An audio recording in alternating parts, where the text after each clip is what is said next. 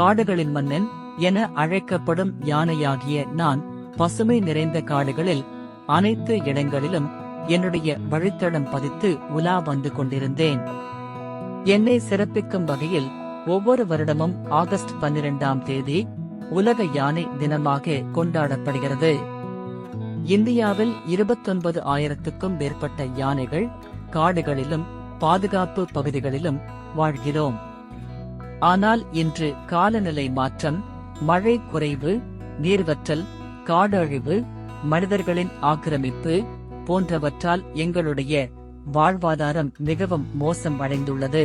வெப்பநிலை உயர்வு, தண்ணீர் தட்டுப்பாடு இவற்றால் யானைகள் பல வருடமாக பின்பற்றி வந்த இயற்கையான வழித்தடப்பாதைகளை நாங்கள் மாற்றிக் கொண்டிருக்கிறோம்.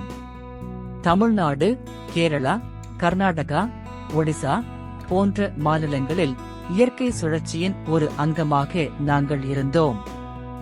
ஆனால் இன்று இயற்கையின் சமமற்ற சூழ்நிலையால் நாங்கள் மிகவும் அவதிப்பட்டு வருகிறோம்.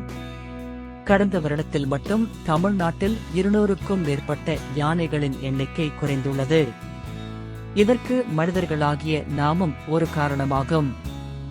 யானைகளை காப்பது காடுகளை, ஆறுகளை, நம்மையே காப்பதாகும்.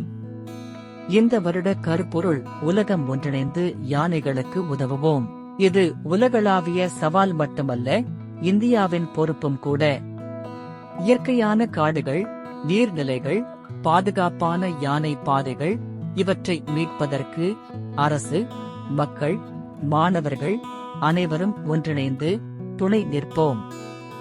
யானைகளின் எண்ணிக்கையை குறையாமல் பாதுகாப்போம்.